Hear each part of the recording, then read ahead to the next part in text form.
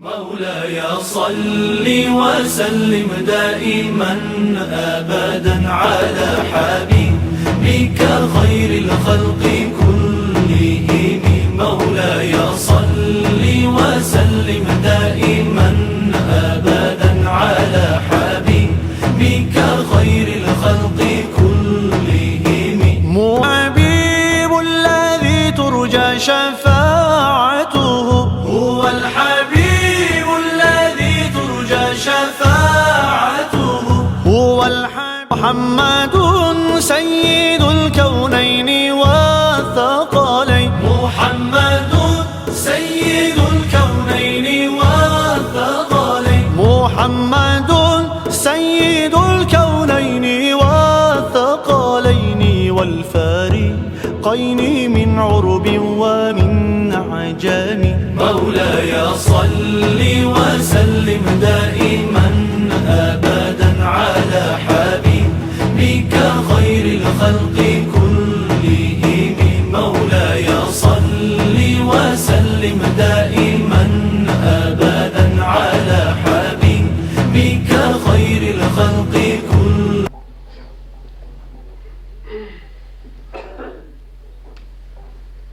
نحمده ونصلي ونسلم على رسوله الكريم.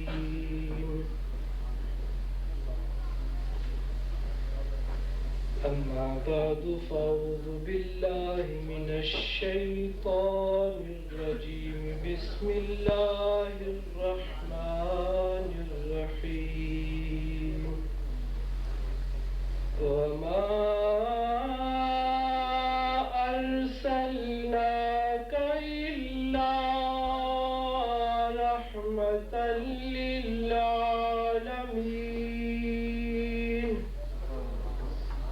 آمنت بالله صدق الله العظيم.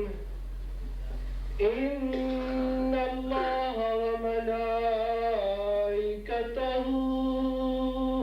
يصلون على النبي. يا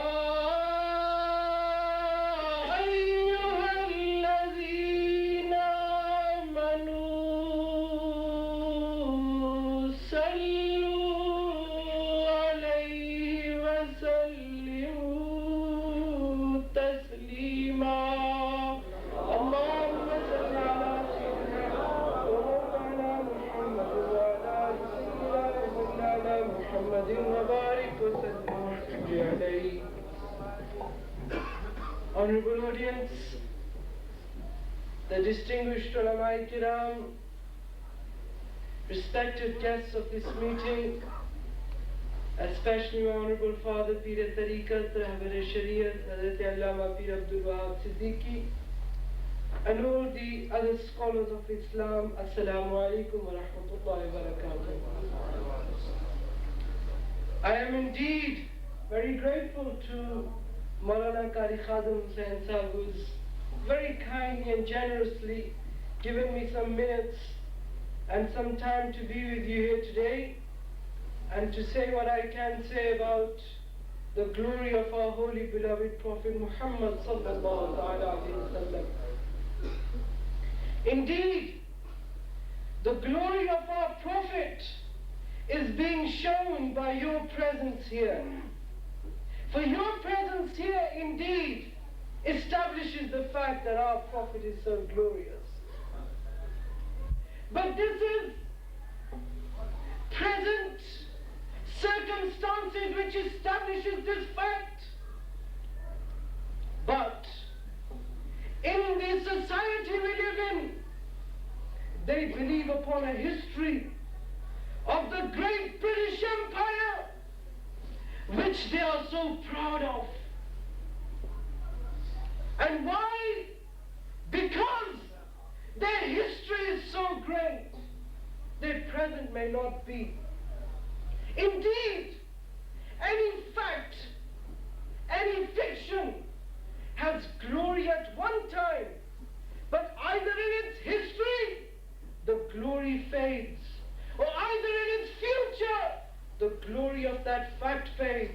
But the glory of Muhammadur Rasulullah sallallahu alayhi wa sallam is glorified in the past and in the present and in the future. Let us look upon the man who came to us, the light who came to us. Who was he? Let us look at what the Quran says.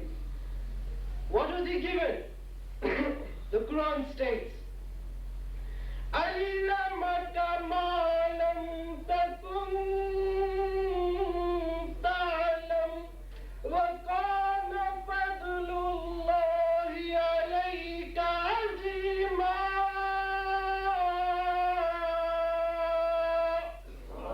The Quran establishes the fact that we have taught you, O Prophet, everything you need to know, and indeed this is a great status from your Lord. Let us look at it from a historically analysis point of view. In contemporary history, i.e., in the not too distant history, we see great leaders like Mao Zedong, people like Gandhi, and people like Karl Marx. Looking at it from a comparative point of view, we can see. Let us look at Mr. Gandhi for a start. His followers believe that Mr. Gandhi had a great idea, but his character, his appearance was very simple. But do you know that Gandhi was the leader of the Asian subcontinent, and he accepted a simple appearance. He made his own clothes, etc., etc. But the glorious thing is that our Prophet Muhammad Rasulullah sallallahu alayhi wa sallam influenced the whole wide world, and yet he appeared in a very simple appearance. This is the glory of our Prophet. But the idea of Gandhi was ahimsa. His idea was ahimsa, which means peaceful struggle. Not revolution, like Karl Marx, but ahimsa, which means peaceful struggle for the objectification, for the completion of the objects and aims of that party. But history is establishing the fact now that when Gandhi said ahimsa, i.e. peaceful struggle, always history establishes the fact it was not a peaceful struggle, it was a violent struggle. History establishes that fact. But despite any international political views and aspirations, I say to you, the man who influenced the Asian subcontinent, when he said peaceful struggle, it ended a violent struggle. But when Muhammad Rasulullah said Islam is peaceful struggle, Islam is a peaceful mission, it was a peaceful mission. When it conquered the world, it was a peaceful mission. How? When the Prophet came conquering Mecca, he came riding with his eyes low.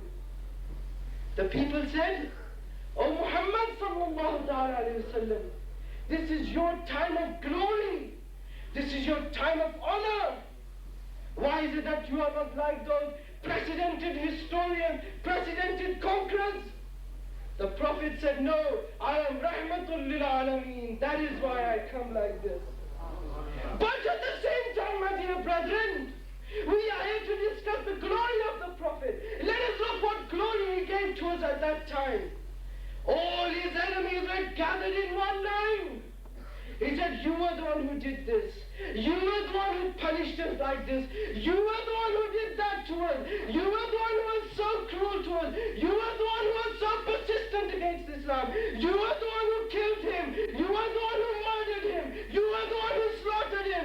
You were the one who did this brutality. You were the one who did this terroristic act." But the Prophet said, "I know you are brutal.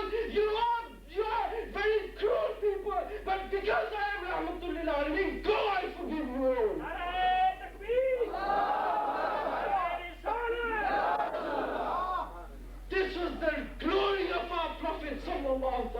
wasallam.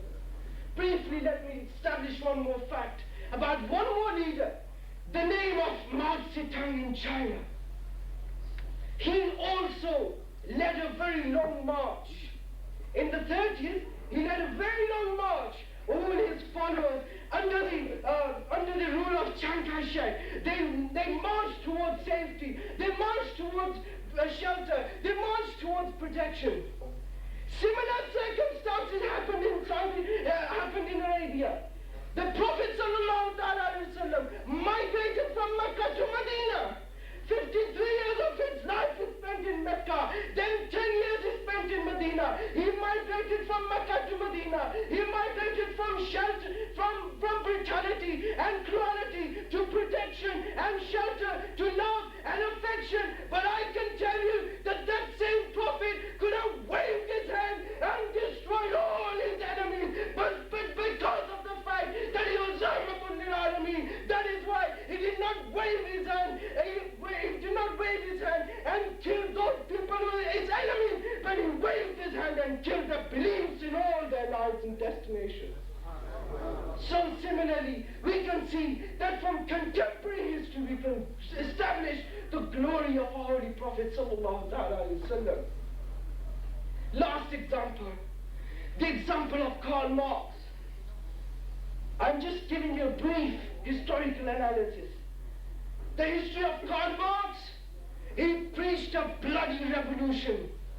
He preached an economic revolution, an industrial revolution. If you don't pay attention, I'll only give you a few more minutes. He preached an industrial revolution. He said the unity of the masses is government. There can be no other person who is entitled to govern over the masses. He said there should be an industrial and an economic revolution. But on the face of it, the neighbor was industrial and economic revolution. But in reality, it was a violent and a cruel revolution. But the revolution which our Prophet gave to us, which gave to the whole world, the revolution that came over the whole world, was not a bloody thing, it was a peaceful thing. And now I tell you one more factor. I was in New York in September. I was in Toronto in Canada in September. And some of our brethren said, is Islam the terroristic Gaddafi? Or is Islam the fundamentalist Irani Shiitism? Is that what you call Islam? It was a question. Is your Islam preaching that you should capture innocent people and try to blackmail their murder? Is this what you call Islam? I was in a place called Bloomington. There were about 50 to 60 big doctors and leaders of the community, all English. They posed this question to me. Is this your Islam? Terroristic acts throughout the world. Is this your reality? I said, no, this is not our reality. Our reality is Prophet Muhammad Rasulullah sallallahu alaihi wasallam. And his teachings are our reality. Do not think that we are labeled by any terroristic acts, because when Islam spread in its reality in the time of Abu Bakr Siddiq, in the time of Umar Farooq, in the time of Usman Ghani, in the time of Ali Hazrat Allah, that was the real spreading of Islam. And I said to them, do you know how Islam spread? Islam did not spread then by terroristic acts, by hijacking, by blackmail, by slaughter. Islam spread throughout the world by the glory of their Prophet sallallahu alaihi wasallam. This is Islam, my friends. And I tell you one thing, that if anyone tries to label Islam with bloodshed, with cruelty, with such acts, that is not Islam, and he cannot make himself establish that he is doing right thing for Islam. Nare Takbir, Nare Risalat, Nare Hadri, Nare Tahqiq, Nojwanan Islam and Sunnah. So remember, my brethren, it's Muslims. Remember one thing. When you are a Muslim, this is something you should be proud of.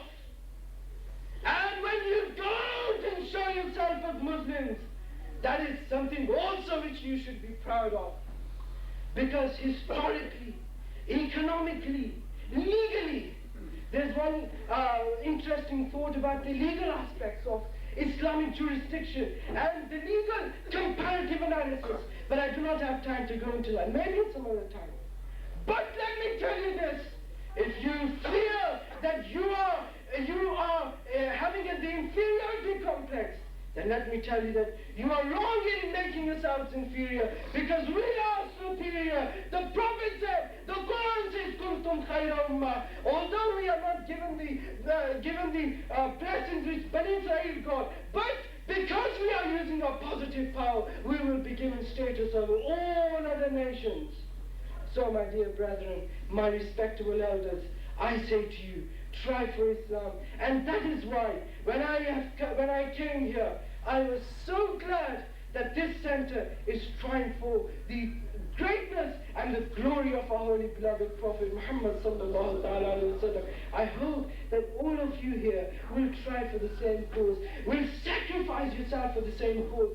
Do not think that money and fiscal matters are your only problem. Do not think that your home economics is your only problem, but think that the propagation of the Islam is your problem as well. Because in the propagation of Islam will be the establishment of Islam in the hearts of your young generation. And I think that is what is most important. And to delete all this labelism of fundamentalism and of terrorism and such other acts, because that is not Islam. Islam is the message and the religion of our holy beloved Prophet Muhammad sallallahu alaihi wasallam.